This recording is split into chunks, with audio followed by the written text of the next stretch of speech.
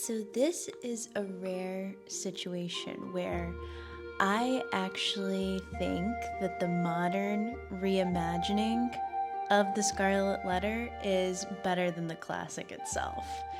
And part of that might be because I don't really like the Scarlet Letter that much. We're going to get into why, but for me, it's not really a classic that I recommend. I think it's definitely one that you can pass on. You can look up what it's about, look up the story, and really kind of get all you need to get out of it. But I actually thought that Hester by Lori Lico Albanese was very good, and I really enjoyed it a lot. And I think that I enjoyed it because for me, it it actually gave a lot more than what the Scarlet Letter did, and I think that it kind of filled in a lot of the gaps of what I was actually looking for from the Scarlet Letter. So, Hester is a reimagining of the Scarlet Letter because it is from the perspective of a woman named Isabel Gamble. And throughout her story, she ends up meeting and having an affair with Nathaniel Hawthorne, who is the author of The Scarlet Letter. So basically, the idea of Hester is that Nathaniel Hawthorne got the inspiration for The Scarlet Letter from this fictional story about his fictional life with Isabel Gamble. So, let's just talk about The Scarlet Letter first. So, The Scarlet Letter is about a woman named Hester Prynne, and many people know this story. So, Hester moves to Salem, and her husband is away at sea. They didn't have a very happy marriage to begin with. And everybody thinks, including Hester, that her husband has actually died at sea because she hasn't heard from him in a very long time. And then there's just like some other details where it's pretty certain that he has passed. So Hester has an affair with Arthur Dimmesdale, who happens to be the one of the main. Is he a pastor? A priest? I'm going to say pastor. He's a pastor in the small town. And so, of course, this is very scandalous. And then, it ends up being scandalous because, of course, if you know the story, Hester Prynne becomes pregnant with Arthur Dimmesdale's baby. And so she is made to stand in front of the town, basically, for a certain amount of time, and then of course she has to wear the Scarlet A on her clothes for the rest of her life. And so I guess where I just got really frustrated and bogged down in the Scarlet Letter is there is so much page time spent on Arthur Dimmesdale and how miserable Arthur Dimmesdale is, and I just don't care about him at all. And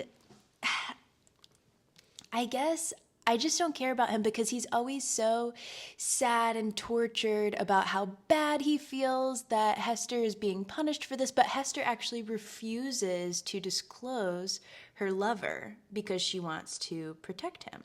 So that's great of her. And, apparently they were like really in love. So that's great. But then Arthur Dimmesdale just, for most of the book, does not come clean on this and just continues to watch Hester be like punished daily, basically, by the town. And then, there's this.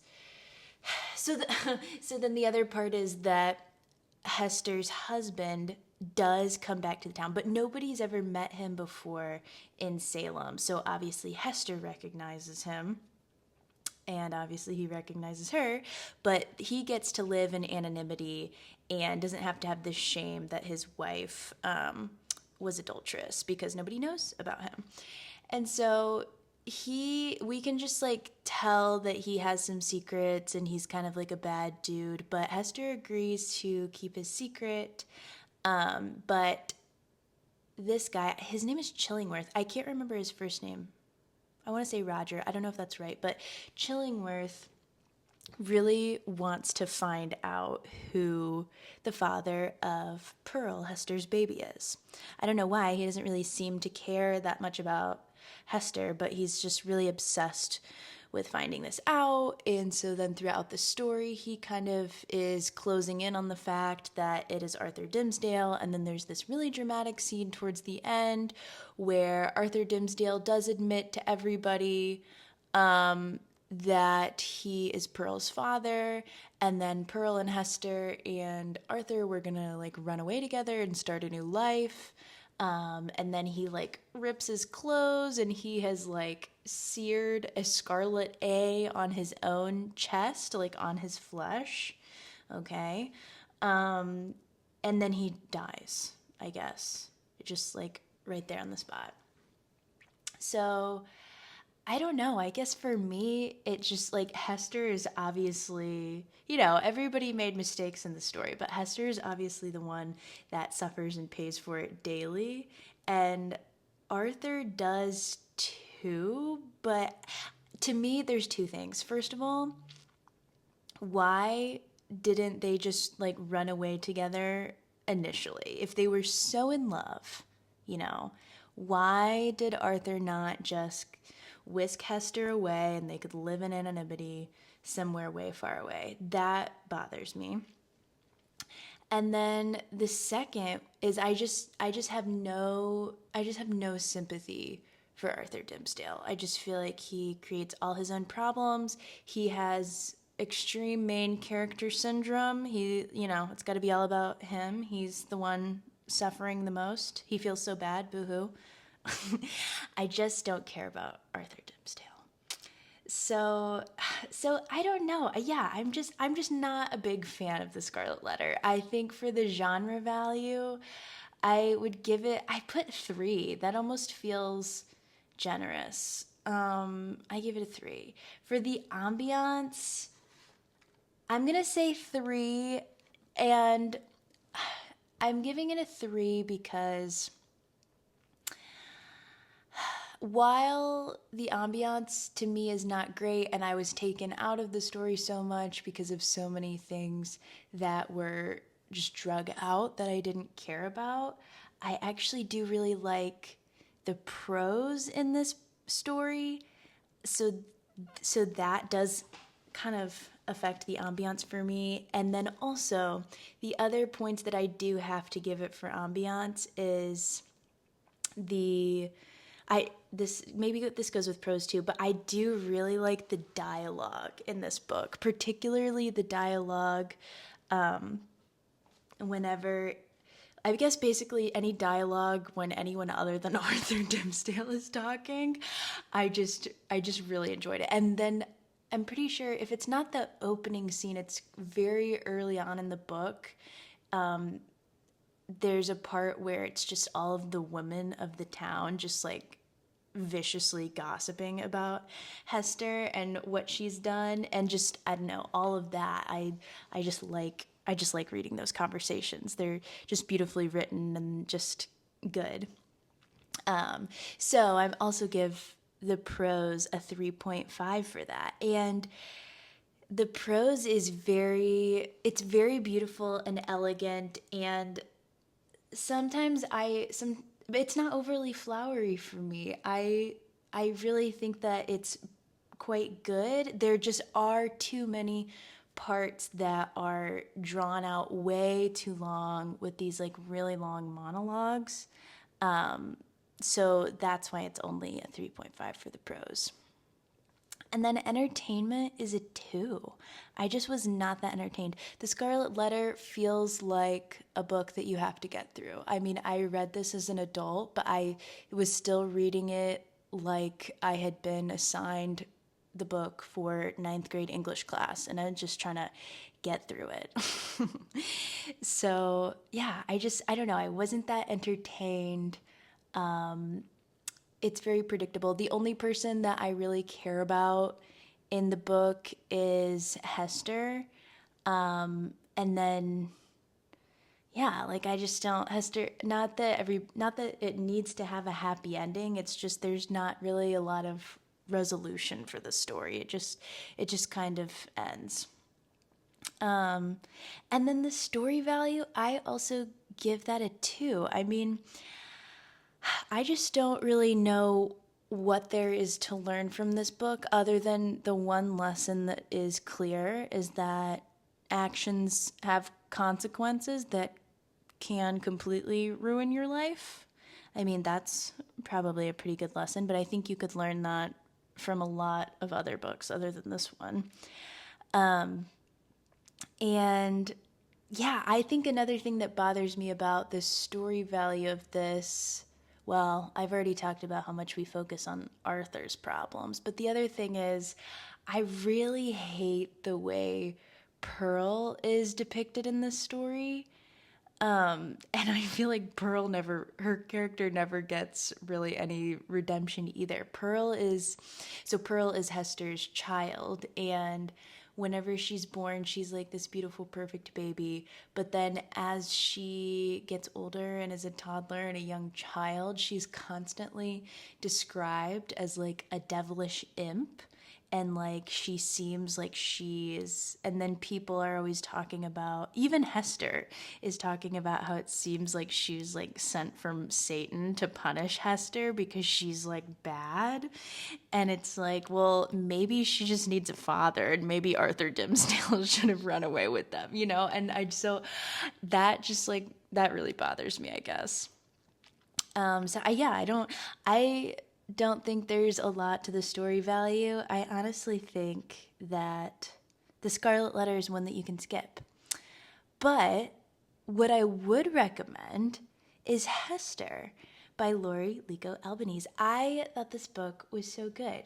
I would give this book an overall rating of 4 stars. I really did enjoy this. And for the genre, I gave it a 4.25 because I do think that this was a very creative reimagining, and also it felt like it really had a purpose to the reimagining, which I really enjoyed. You know, some books that try to interface with classics like this, it can feel like it's taking a really loved classic and then making a modern version kind of for the sake of it. But I actually felt like this book took the Scarlet Letter and maybe added back in a lot of the nuance and the pieces of the story and the development that was missing from the Scarlet Letter itself. So in that way, maybe it is almost a critique. Actually, it is a critique of the Scarlet Letter, even just in the concept of it, because Nathaniel Hawthorne in Hester is not a character that we end up liking at all. So yeah, I mean, I don't know, skip this part if you want to read this book because it is going to be spoilers, but I really think that it's helpful to just kind of quickly say the whole story of this book to talk about it. But basically we have Isabel Gamble. She is from Scotland, and she is from kind of a poor family. Her mother has died. Her family is struggling a little bit, and so she needs to get married. She's very young. She's like 18 or 19, but her family just kind of needs her to get married. It's in the 1800s. It is what it is, right? So she ends up marrying this guy named Edward, who was an apothecary. And it's really, it seems hopeful at first, but he is a lot older than her, and it really was just kind of a marriage of convenience for both of them. And so they end up having a really rough time in Scotland because Edward is getting really addicted to opium, and Isabel is an extremely gifted seamstress and embroiderer, but her husband does not want her to make and sell any of her work, even though they are like financially ruined basically by his opium addiction. Anyways, they kind of get a fresh start and end up going to Salem. And so they show up there, and then basically, as soon as they get there, Edward leaves because there's, I guess, it seems like he's kind of involved in this scam where he wants to sell something under the guise of being like an elixir for eternal life, or, you know, something kind of like scammy like that. And so he gets on the boat with this captain that brought them there, who they ended up making friends with. The captain's like, you know, a great guy, and he kind of lets Edward come along. Okay, so then I almost said Hester. That's not her name. Isabel is all alone in this new town, and so she is kind of finally has the opportunity to, you know, start doing what she wanted to do. She really wants to have her own dress shop. So she starts scraping together the little money that she has, and she starts out working at a shop, and she embroiders these really beautiful gloves, and the shop owner sells them for really high prices. But you know, she's just kind of like struggling to be able to strike out on her own because, you know, all these politics of the town, and she's a foreigner. And so through all of this, she ends up meeting, and she's having a hard time fitting in, but she ends up meeting Nathaniel Hawthorne. And she's kind of drawn to him because he's also kind of an artsy type, right? He's like a writer. He's also, even though he's from there and his family's been there forever, he's also like a little bit different than everybody else, right? So I think that makes sense why she's drawn to him. And they end up having an affair, and I feel like I'm skipping kind of a lot of stuff, but just to tell the basic story quickly, they end up having an affair, and she gets pregnant with his child. Okay. And so then, but he like kind of doesn't want to have anything to do with it. And so she has to like keep this secret. And then all this other stuff happens, and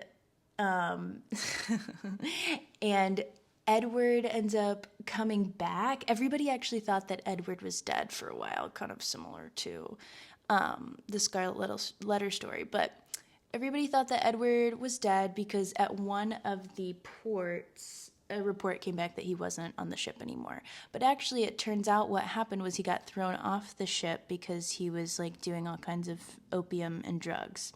So anyway, he's back. He's like all crazy. He tries to kill Hester. I keep calling her Hester.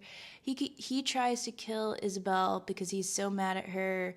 And then she ends up like gouging his eyes out or something horrible like that.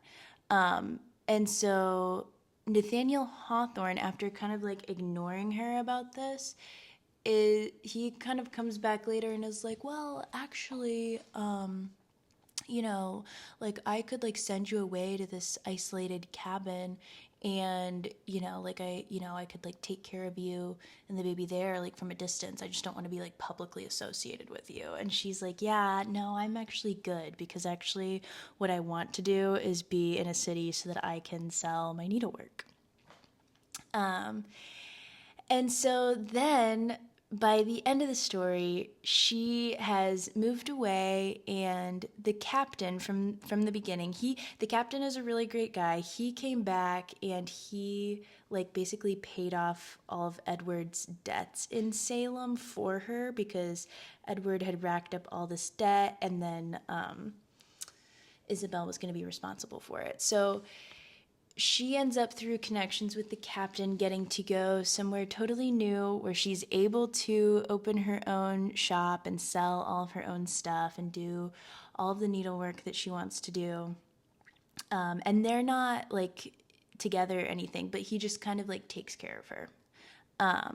And her child, which she names Margaret, which apparently has some connection to the meaning of pearl, and the captain calls her their little sea pearl.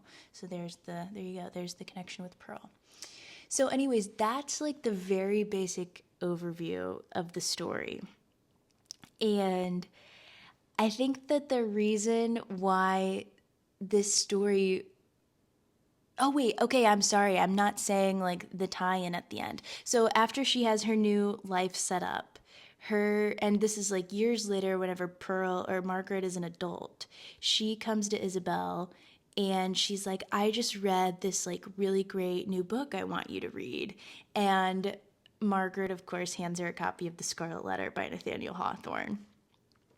And so that's the tie-in. So then, Isabel reads it. She realizes that it's like about, it's inspired by her. Hester's inspired by her. So I think that this is so interesting because the author of Hester really used the Scarlet Letter to further flesh out her characters. And I think that's most interesting in Nathaniel Hawthorne, because if Nathaniel Hawthorne is writing the Scarlet Letter based on this experience, and he's writing himself as this, godly, like, priest pastor guy who is like, so sad and sorry all the time about what he has done. And then it like kind of makes sense why he has like such main character syndrome, because Nathaniel Hawthorne is definitely like that in Hester. So I thought that was really clever. And then also it makes sense with the way Pearl is depicted in the Scarlet Letter, because in Hester, Nathaniel never got to know Pearl. So of course she would kind of be cast as this, just like impish, inhuman child. Whereas in Hester, Margaret is just like a very vivid, real, normal child. And then yeah, it's also interesting to see Isabel's perspective on that, of like, oh, interesting, that's what you thought about me. Because in the Scarlet Letter, Hester kind of, I don't know, to me it seems like Hester is in a continual just like downward spiral throughout the story. Whereas Isabel in the book Hester, she really overcomes her circumstances, and she is able to go somewhere new and start a new life and do what she wanted to do in the first place. And so I liked that part of it. I liked that a lot. So I thought that this was a really solid reimagining of a classic that I don't even like. So yeah, I thought it was really good. And then for the ambiance, I gave this a 4. Okay, first of all, I did listen to this on an audiobook. I don't know if people feel like that's cheating, but this is such a good book to listen to on audio because the narrator has like a beautiful Scottish accent. Like she's just has a perfect accent. So that makes it so atmospheric. And then it's also all in first person, which I really liked, and I loved all of Isabel's internal monologue. It never felt like too much or too drawn out. I thought it was perfect. I loved it. I also really loved all of the descriptions of Isabel's needlework and embroidery, and just the way that she would describe getting just lost in her work and, being spoken to by like some thread or a piece of cloth. Like it was just truly a portrayal of an artist in a way that was really beautiful. So I was very engaged in that. One thing that I think would have made the ambiance a little bit stronger is I would have loved to get, even if it was just one chapter, I wouldn't have wanted to be with him for long, but I would have loved to get just a little snippet of Nathaniel Hawthorne's perspective. I think that would have given it just a little bit more dimension, but overall the ambiance was really good. The prose, I think that this book is really beautifully written. So yeah, I would give the prose for this a 4.25. I really enjoyed the writing. And then as far as the entertainment, I would give it a 4. I mean, I was always like excited to dive back into this story. I think, yeah, I just think that it was a really solid, entertaining story. And it, different from The Scarlet Letter, this story had a lot more layers and plot points. And I didn't necessarily get into all of them in the summary just because there are so many. And so I think that's another reason where The Scarlet Letter falls flat in comparison to this, is there's just kind of like one big thing that happens, and then there's another big thing that happens at the end of the book, and then we don't even care by the time we get there. So yeah, so this story was much more entertaining than The Scarlet Letter. I would also give the story value a higher rating, much higher than The Scarlet Letter. I think I would give this a 4. And the reason is, again, this has more layers to it. It shows that mistakes have consequences, and also how those consequences can be overcome. It also shows Isabel as such a more full character than Hester in The Scarlet Letter, because in The Scarlet Letter, we know Hester basically by her one sin, and then her feeling bad about it for the rest of her life, and her being tortured by it for the rest of her life. In Hester, we know that Isabel is not a perfect person. We know that she's made mistakes, but we also see there's so many other times where we see goodness from Isabel. There's a part on the ship coming over to Salem whenever she is, like people are getting sick, and she's like treating them, and she basically saves the captain's life. And, there's other parts where she has a neighbor who is like a black family who's kind of outcast from the rest of the city, and how she like wants to befriend them and wants to, help them, and wants to like build a community with them, because she's, like also kind of an outcast. And then we also see, different from Hester in The Scarlet Letter, Isabel, she doesn't see her child as a curse. The situation is obviously not optimal, but as soon as she has that child, she loves that child, and she does the very best by her. And not that Hester doesn't try to protect her child and care for her child, but I think that we see a lot more love and gratitude that Isabel has for her child. I don't know. Where even was I? Okay, yeah, we're in the story value. So I think that that's good. I think that there's a lot there. I also think that this book does a really good job of being kind of a feminist retelling, but without devolving into just man hating. You know what I mean? Like, I feel like there are other stories that, like especially historical stories, that try to have like this feminist take on a story, but then there's not actually a point to it. Whereas in this one, we see that Isabel, who, she kind of keeps being told that she can't do these things. She can't do her needlework because her husband says that she can't. She can't open her own shop because she's a woman and like can't have a business or whatever. She can't do all these other things because she has a child now. But we see her actually work to overcome each of those things and kind of prove each of those people along the way wrong, and that she is capable of doing these things.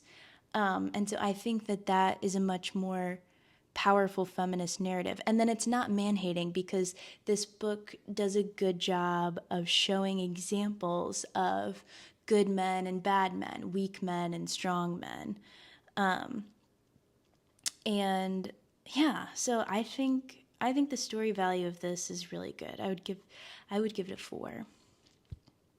So, yeah, that is the Scarlet Letter. And Hester, I really think that you could pass on the Scarlet Letter and just read Hester instead. I would highly recommend. So, thank you for listening. I hope you have a great day. Bye.